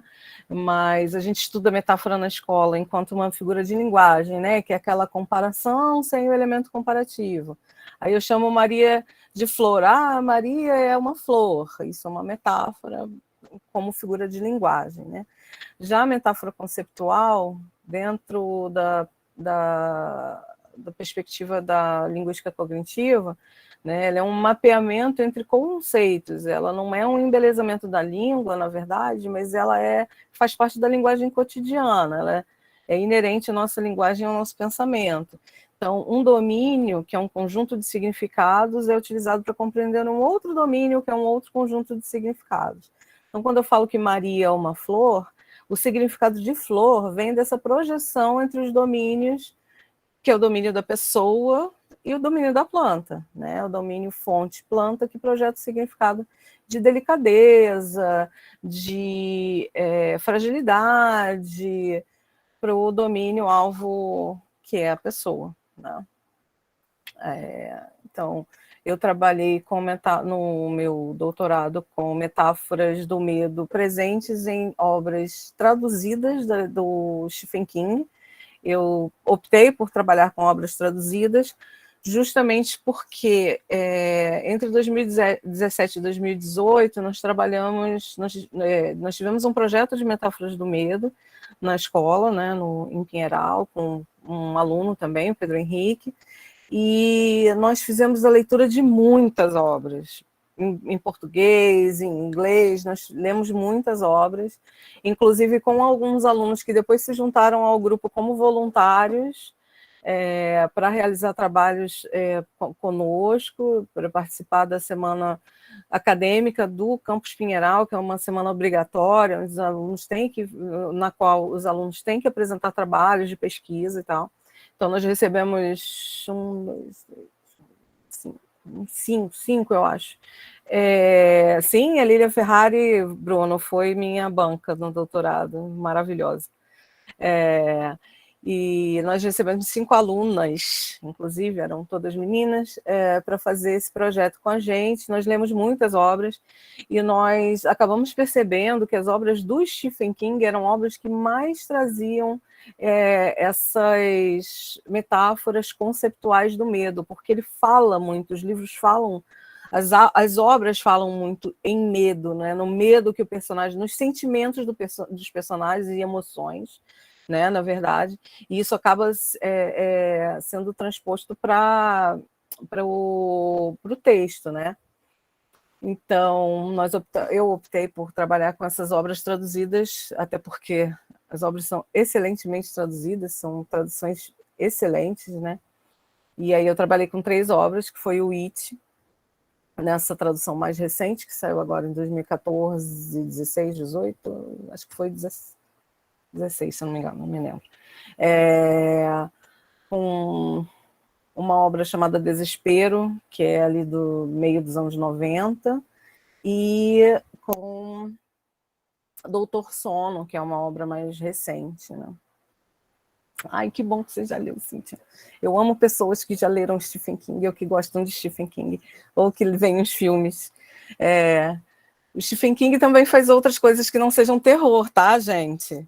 Então, assistam Um Sonho de Liberdade, por exemplo, que é um filme super emocionante, sobre esperança, sobre amizade, né? É do Stephen King também. Aliás, o que ele menos faz é falar sobre terror, né? Os livros dele tem muito essa questão, trazem muito essa questão da amizade, né? Da esperança em um mundo melhor, de lutar por um mundo melhor, enfim. A Espera de um Milagre também, mas A Espera de um Milagre tem um elemento fantástico ali, né? Ela não chega a ser um terror, mas tem um elemento fantástico, né? A série The Outsider também, que saiu recentemente na HBO, também é do nosso querido Stephen King. Enfim, se eu for falar do Stephen King, a gente não termina hoje. Mas, enfim, aí eu mudei de área, fui para essa área, fazer essa pesquisa com linguagem, foi super gratificante, foi muito legal. Aliás, ontem fez exatamente 1 ano da minha defesa do doutorado, e foi bem emocionante lembrar disso, né? É um período que a gente passa de tantos estudos e de tanta dedicação, né? E quando termina, a gente sente até uma faltinha. Mas, enfim, agora estou fazendo uma especialização no IFE Sertão de Pernambuco, e aí sobre metodologias de ensino de línguas, porque eu adorei fazer pesquisa com a linguagem, com linguística cognitiva. Acho que a linguística cognitiva responde muitas coisas sobre linguagem, muitos questionamentos sobre linguagem, mas como a gente atua, né, como docente em uma instituição federal, eu senti a necessidade de voltar para esses estudos do ensino de inglês, né, do ensino e aprendizagem da língua inglesa. E a minha proposta agora é trabalhar justamente a literatura do medo como a mediadora desse processo de ensino e aprendizagem de inglês, né? É um projeto que está sendo ainda desenvolvido, vai começar a pegar fôlego agora, né? A proposta é bem recente, já pensei em algumas ações. Além disso, eu tenho também um projeto na escola de clube de conversação, que está no momento parado, mas é a Yasmin que vai assumir agora, né, Yasmin? A Yasmin já fala inglês fluentemente, gente, ela é uma excelente aluna e vai estar lá com a gente. Já leu minha tese, já leu minha dissertação. Ela é mágica, ela é uma ávida leitora, e nós temos muitos leitores na escola, muitos alunos que gostam de ler. Então, a gente vai aproveitar esse nosso público e propor novas ações, né? Obrigada, Yasmin. Propor novas ações para o ensino e aprendizagem de inglês, inclusive inspirada pelo trabalho da Alda, né? Com o Prof. EPT, né, Alda? Tá saindo aí um livro do forno sobre a criatividade na EPT, e eu fui uma das leitoras dos textos, né? E eu amei os textos, acho que a gente precisa de umas práticas inovadoras. Vou utilizar, vou reutilizar, né? Vai ressurgir aí na minha proposta o sistema de macroestratégias do Kumaravat Velo, que eu acho bastante alinhado assim, com o que a gente faz no Instituto, né? Para formação integral, né? Na EPT, como a gente propõe até no próprio grupo de pesquisa e nessa roda de conversa. E, enfim, foi muito inspirador participar da edição desse livro, que a Alda está organizando, né? Porque essa reflexão sobre a inovação na sala de aula da EPT me inspirou bastante. Vou levar para a vida, vou levar para a prática. Que a gente vê, né, gente, os professores ainda tão agarrados no passado, né, digamos, para ser assim bem genérica, e os nossos alunos pedindo tanto, né, eles estão tão à frente de nós, tão mais no futuro do que nós, né, pedindo que essa sala de aula se desenvolva de uma maneira mais inspiradora e inovadora e significativa, né? Então, a proposta é essa, e se vocês tiverem alguma sugestão ou pergunta, enfim, morgana.leal@ifrj.edu.br, aceito sugestões e ideias. Obrigada, Morgana. Realmente, concordo com Yasmin, né? As pesquisas, os estudos da Morgana são realmente inspiradores. Né? Isso que ela comentou sobre o livro, essa reflexão sobre as nossas práticas, que práticas estamos exercendo, ou seja, a escola não pode ser um mundo à parte, né? E agora, falando até para o ensino de língua inglesa, ou ensino das outras línguas, ou ensino, né, como um todo, ele não pode ser diferente do que existe fora da escola, né? Ele tem que refletir o que está lá fora.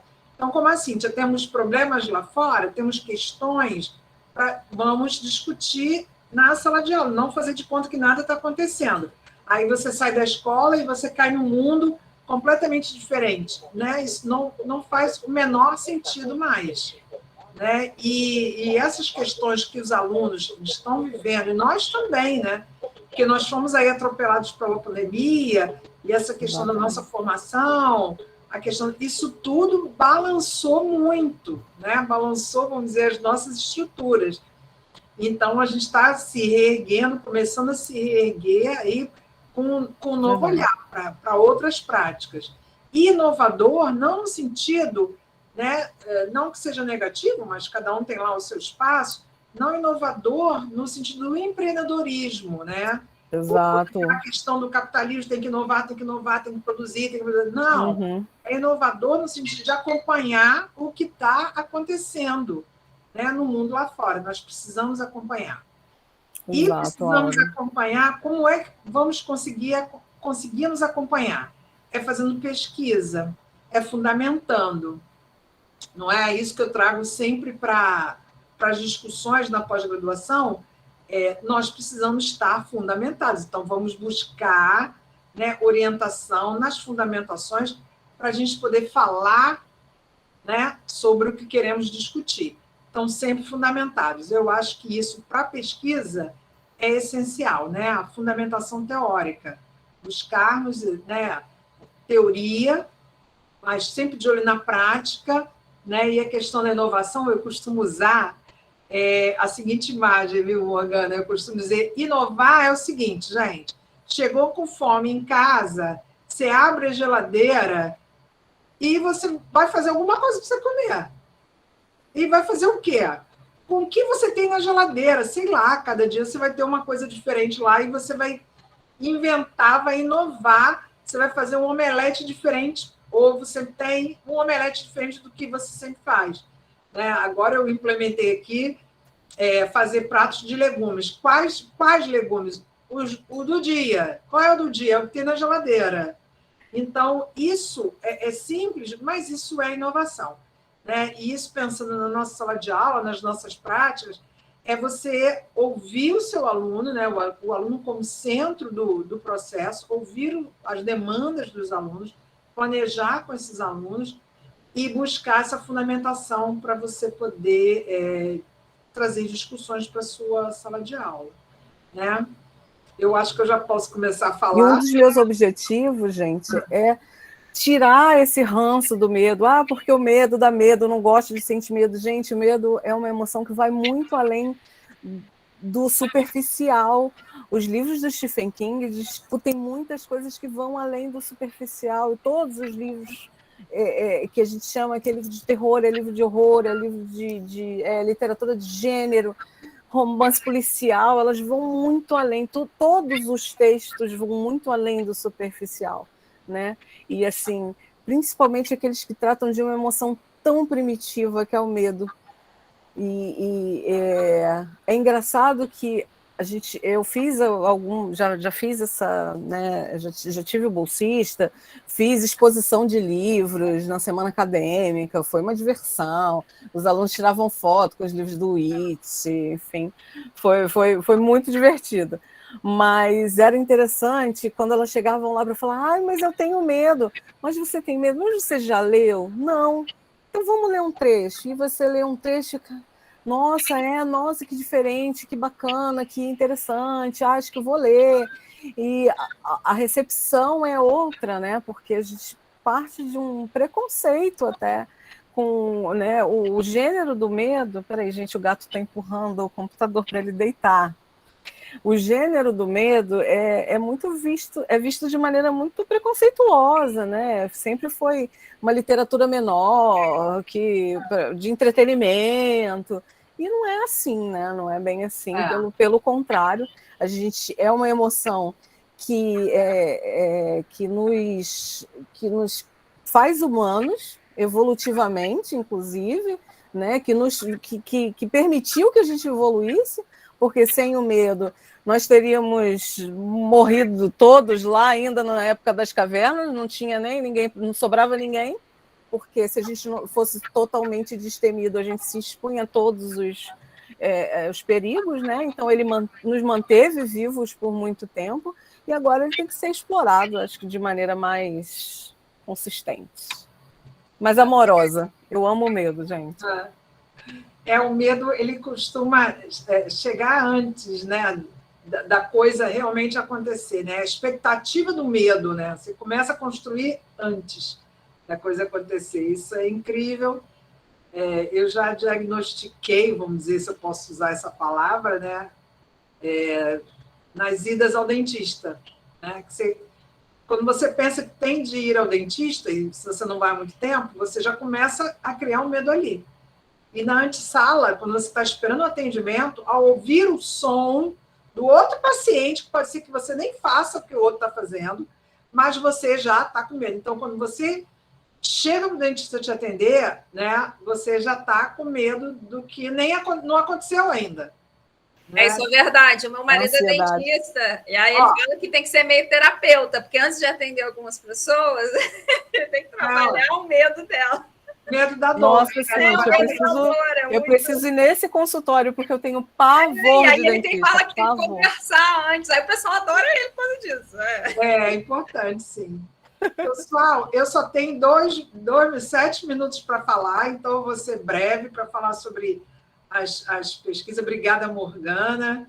Agora eu vou falar, eu tenho uma colinha aqui, um roteiro para falar, porque senão eu ia me perder, né, a gente tem muita coisa para discutir. Então, eu estou alocada, vamos dizer assim, na linha 3, múltiplas literacias, literacia crítica e práticas educativas inovadoras, no ensino-aprendizagem de línguas e linguagens. É uma linha um pouco guarda-chuva, justamente tipo colo de mãe, para poder, né, acolher pesquisas múltiplas. Né? Então, a ideia é estudar e pesquisar questões relacionadas às literacias, que eu estou chamando de literacia, né, mas pode ser chamado de letramentos também. Eu estou usando o termo literacia porque é um termo que está sendo usado na Europa, então, para a gente...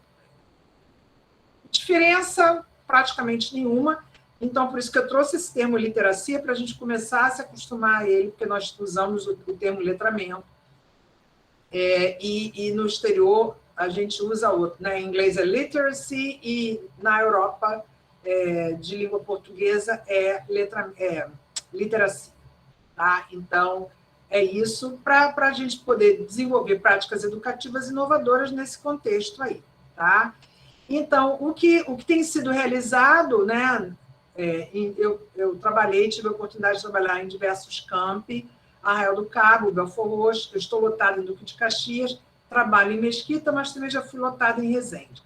E nesses campi, né, a promoção no ensino médio técnico, tá? E na pós-graduação, para leitura de textos de diversos gêneros, textos multimodais. O que interessa, né? O meu olhar, ele é voltado para textos que apresentem imagens, ou só a imagem, tá? Para fazer uma leitura crítica dessas imagens. E o aporte teórico é a gramática do design visual, que é uma teoria robusta que as pessoas que, né, quem já ouviu falar se espanta, nossa, mas é enorme. Sim, vamos usar algumas categorias, vamos olhar, a gente não precisa se apropriar, explorar tudo, mas podemos explorar algumas porque é um recurso muito interessante para análise de imagens, tá?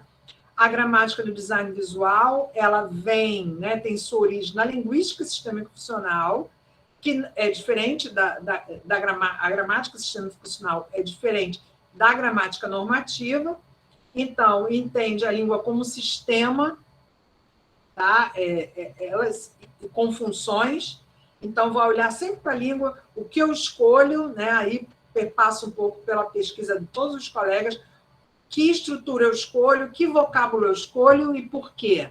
né? Então, isso aí vai também ajudar na análise crítica do discurso, né? Porque eu usei a palavra moreninha, né, Cíntia, ou mulata, ou negra, porque eu usei, ela é colorida, não sei, enfim. Que escolha você faz? E por que você faz aquela escolha, né? Que posição você ocupa e por que você usa aquilo. Então, é um pouco isso. E com as imagens é a escolha, então, como as pessoas estão representadas nas imagens, né? E por quê? Né? E como eu consigo identificar isso? Como é que eu consigo identificar que aquela pessoa está numa posição desprivilegiada numa imagem? Como eu consigo identificar que aquela pessoa está numa posição menor na imagem?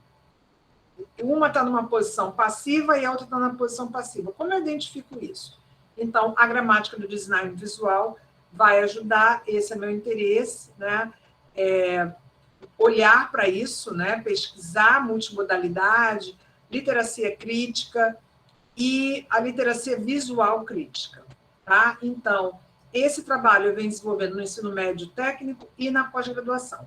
Na pós-graduação, eu ministrei e ministro ainda no ProfEPT, que é o mestrado profissional e em prática de educação profissional e tecnológica, a disciplina Práticas Educativas em EPT. E aí a gente teve, né, a oportunidade de produzir artigo, capítulo de livro e livro. E também essa disciplina obrigatória no ProfEPT. Uma disciplina eletiva, que é Criatividade e Inovação em EPT, onde a gente também teve a oportunidade, né, de produzir junto com os alunos. Então, as disciplinas na pós-graduação, elas geraram frutos, geraram produtos educacionais. Tá? E também tive a oportunidade de participar, né, participar da criação e depois como professora da pós em tecnologia do campus Arraial do Cabo, e também produzimos artigo nessa pós-graduação. Tá? Então, a ideia é essa, né? Foram várias pesquisas, não vou me alongar aqui, né? O uso de imagens, por exemplo, a promoção de letramento visual na educação infantil foi uma delas, letramento visual no processo de ensino-aprendizagem de artes no ensino médio, o desenho nos anos iniciais do ensino fundamental, essas são pesquisas da educação básica. Quadrinhos na aprendizagem da escola básica, né?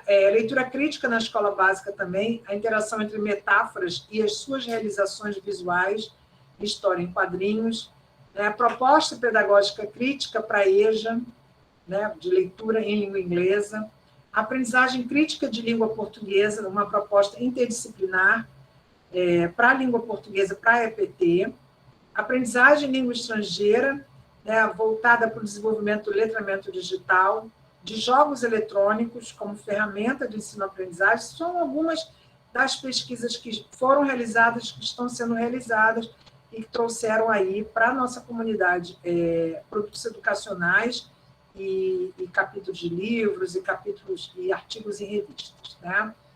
Enfim, também estamos agora trabalhando com a inclusão na EPT, né, uma colaboração, uma cartilha para ampliar o diálogo entre surdos e ouvintes, que é uma realidade, né, principalmente no campus Duque de Caxias. Tá? Bom, também tivemos a oportunidade nesse ano de fazer a apresentação, isso aí é um ponto positivo do distanciamento, né, que a gente teve a oportunidade de apresentar 3 trabalhos em congressos internacionais, um no Instituto Politécnico de Bragança, todos eles sobre literacia, né? Esse de Bragança e no Instituto Politécnico de Porto Alegre, né? E também no Congresso da USFAL, que é a Associação Latino-Americana da Sistêmico Funcional. Então, nós também apresentamos trabalhos de pesquisa. Tá? Então, foi isso, né? A organização de eventos, dessa vez internos, alguns de extensão, né, ministrar essas disciplinas, como eu disse, participar dessas bancas de pareceres e a organização dessas publicações. Tá? E para o futuro, né, como eu tinha já colocado para o grupo como um todo, as nossas propostas são essas de publicação, e é por isso que nós estamos aqui nessa roda de conversa, né, para tornar público, publicizar os nossos trabalhos, o que temos feito, as nossas pesquisas, porque isso é muito importante. Realizar essa pesquisa é uma pesquisa fundamentada e mostrar para o público que estamos fazendo. Olha, nós estamos fazendo isso. porque, né, esse é o momento do grupo de pesquisa, um momento muito importante para nós. A gente vem realizando jornadas em Arraial do Cabo, se Deus quiser, ano que vem a gente faz uma jornada, né, e nessa jornada, para a gente poder publicizar, quem sabe, agora estou tendo uma ideia, nessa próxima jornada, fazer essa roda de conversa, mas transmitir essa roda de conversa. Então, a gente pode ter até um evento aí, né, híbrido, vamos dizer assim, misto, né, para que outras pessoas tenham a oportunidade de saber o que a gente vem fazendo. Ok? Fiquei até sem fôlego, eu falei rápido, faltam 3 minutinhos aí para respeitar o nosso horário. E nós vamos agora, antes de terminar, não posso deixar de agradecer a Shirley, né, agradecer aqui ao professor Bruno, diretor, né, de ensino, ao professor Davi, né, nosso diretor-geral, reeleitos, parabéns, né, estamos aí, continuamos juntos, fiquei muito feliz, e agradecer a oportunidade dessa semana de Arraial, que é uma semana, assim, bacanérrima, né, para tratar aí com alguma informalidade, o professor Bruno já vai classificar esse bacanérrima, esse uso do érrima. Tá, então, é uma semana bacanérrima. Já vou explicar. No bacanérrima, você tem aí o sufixo érrima, que é muito comum, muito atrelado, e é verdade, vocês vão concordar comigo, ou ao público feminino, ou ao público homossexual masculino, não é verdade? E isso mostra a função indexical. A função indexical é aquela que revela, por meio do uso linguístico, você consegue captar o grupo social que usa mais ou menos aquela né, que faz aquele uso, né, e esse sufixo chiquérrimo, né, não estou dizendo que ele não pode ser realizado por homens heterossexuais, por exemplo, né, mas assim, é muito mais comum no público feminino e no público masculino homossexual, né, então é a função indexical aí. Tá vendo? O nosso grupo de pesquisa é isso, é aula o tempo todo, né, é o que a gente gosta de fazer. Então, estou muito feliz, obrigada, Chile, obrigada a vocês por ter acolhido aí nossa roda de conversa, obrigada à organização como um todo, que a gente sabe, né, o trabalho que dá organizar um evento, né, e agora a gente vai para o sorteio, né, do livro. Alda, essa é uma coisinha aí. Nós temos aí alunos que ficaram conosco o tempo inteiro, né, o Cauã, o Alexander, a Manuela, a Sara, a Ana Clara, o Caio, a Estela, enfim, são alunos nossos do ensino médio, estão aí, e são alunos, eu acho que em maioria, o Alexander é da graduação, mas os outros são do terceiro período, então são alunos que têm uma jornada aí, que podem ser bolsistas, né? Então, aí temos a professora Cíntia aqui no campus, temos eu, né? Porque as nossas queridas professoras são de outros campi, né? Então, a Carmen de Niterói, a Morgana de Pinheiral, a Alda de Caxias. Então, Cíntia e eu estamos à disposição aí, né? Assim que vocês tiverem algum interesse, aí vocês viram aí mais ou menos com o que eu trabalho, com o que a Cíntia trabalha, né? Enfim, fiquem atentas aí, atentos e nos procurem, né? Para frente aí um projeto. Terceiro período tem muita coisa para fazer até sair, né? É isso, queria só aí dar essa, né? Fazer com que eles se interessem, já que estão aqui conosco essas 2 horas aí nos ouvindo, né? Algum interesse eles podem ter pela área, né? Muito obrigada pela presença, pela participação, bem lembrado. Obrigada, Bruno. Então, olha, vocês já viram aí, né? O livro, olha lá, vocês precisam responder a pergunta que eu vou colocar aqui, né? Quem responder primeiro e corretamente. Dificílima pergunta. A pergunta é muito difícil. Então, preparem-se. Espera aí que eu vou copiar ela completa aqui. Espera aí. São dois que vão ganhar? São 2 livros, 2 exemplares. Posso colocar, pessoal? Estão prontos aí para a pergunta? Dedinhos. Tem que... Então vai, ela vai, hein? 1, 2, 3 e já!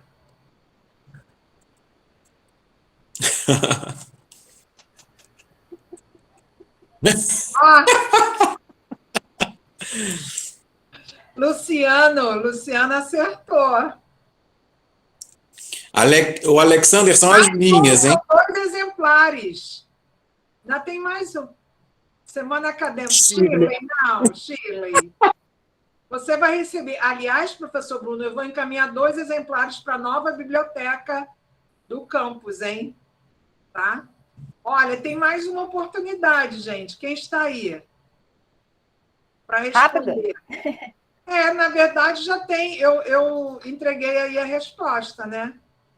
Entregamos. O Alexander, mano. Pronto. Yeah. Tá, pode interromper a gravação, Shirley, tudo bem. Bom, então, Alexander e Luciano, eu preciso dos endereços